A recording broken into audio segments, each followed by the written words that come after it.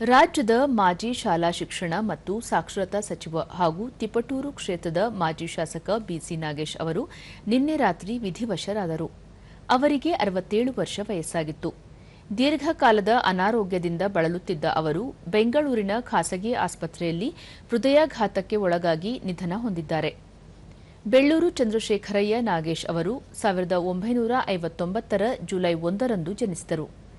Engineering ಪದವೀಧರರಾದ ಅವರು ವಿದ್ಯಾರ್ಥಿ ದೆಸೆಯಲ್ಲಿಯೇ ಅಖಿಲ ಭಾರತೀಯ ವಿದ್ಯಾರ್ಥಿ ಪರಿಷತ್ ಚಟುವಟಿಕೆಗಳಲ್ಲಿ ತೊಡಗಿಸಿಕೊಂಡಿದ್ದರು. 1984ರಲ್ಲಿ ಭಾರತೀಯ ಜನತಾ ಪಕ್ಷಕ್ಕೆ ಸೇರ್ಪಡೆಯಾಗಿ ಸಕ್ರಿಯ ರಾಜಕಾರಣಕ್ಕೆ ಪ್ರವೇಶಿಸಿದ್ದರು. ತಿಪಟೂರು ವಿಧಾನಸಭಾ ಕ್ಷೇತ್ರದಿಂದ 2008 ಮತ್ತು 2018ರಲ್ಲಿ ಶಾಸಕರಾಗಿ ಆಯ್ಕೆಯಾದ ಅವರು 2021ರ ಆಗಸ್ಟ್ನಲ್ಲಿ ಬಸವರಾಜ ಬೊಮ್ಮಾಯಿ ನೇತೃತ್ವದ ಬಿಜೆಪಿ ಸರ್ಕಾರದಲ್ಲಿ ಪ್ರಾಥಮಿಕ ಮತ್ತು ಪ್ರೌಢಶಿಕ್ಷಣ ಸಚಿವರಾಗಿ ಜವಾಬ್ದಾರಿ ವಹಿಸಿಕೊಂಡಿದ್ದರು. 2021ರಿಂದ 2023ರವರೆಗೆ ಶಾಲಾ ಶಿಕ್ಷಣ ಮತ್ತು ಸಾಕ್ಷರತಾ ಇಲಾಖೆಯ ಸಚಿವರಾಗಿ ಸೇವೆ ಸಲ್ಲಿಸಿದ್ದರು.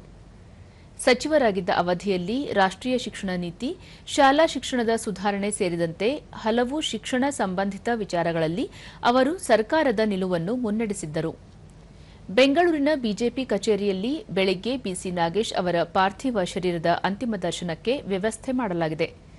ತಿಪಟೂರಿನಲ್ಲಿ ಸಂಜೆ ಅಂತ್ಯ ಸಂಸ್ಕಾರ ನಡೆಯಲಿದೆ. ಮುಖ್ಯಮಂತ್ರಿ ಡಿಕೆ ಶಿವಕುಮಾರ್ ಅವರು ಬೆಂಗಳೂರಿನಲ್ಲಿಂದು ಬಿಸಿ ನಾಗೇಶ್ ಅವರ ಪಾರ್ಥಿವ ಶರೀರದ ಅಂತಿಮ ದರ್ಶನ ಪಡೆದು ಗೌರವ ನಮನ ಸಲ್ಲಿಸಿದರು. ಬಿಜೆಪಿಯ ನಾಯಕರಾದ ಕೇಂದ್ರ ಸಚಿವೆ ಶೋಭಾ ಕರಂದ್ಲಾಜೆ, ಸಂಸದ ಬಸವರಾಜ ಬೊಮ್ಮಾಯಿ, ಬಿಜೆಪಿ ರಾಜ್ಯಾಧ್ಯಕ್ಷ ಬಿವೈ ವಿಜಯೇಂದ್ರ, ವಿಧಾನಸಭೆ ವಿರೋಧ ಪಕ್ಷದ ನಾಯಕ ಆರ್ ಅಶೋಕ, ವಿಧಾನ ಪರಿಷತ್ತಿನ ಪ್ರತಿಪಕ್ಷದ ನಾಯಕ ಛಲವಾದಿ ನಾರಾಯಣಸ್ವಾಮಿ, ಸಿಟಿ ರವಿ ಸೇರಿದಂತೆ ಅನೇಕ ಗಣ್ಯರು ಅಂತಿಮ ದರ್ಶನ ಪಡೆದರು.